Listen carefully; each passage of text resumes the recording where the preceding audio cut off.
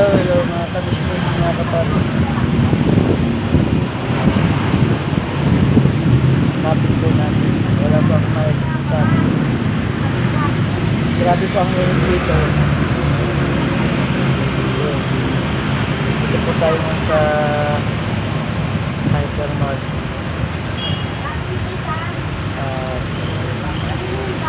Naghintay po ng ano kasi tumutumal po talagang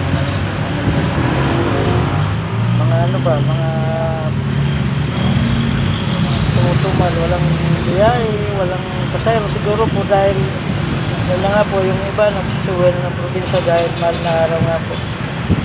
Yung iba naman siguro nainitan, ayaw lumabas dahil siyempre gusto pa naman din nga ng heat stroke, mga kapatid ka business.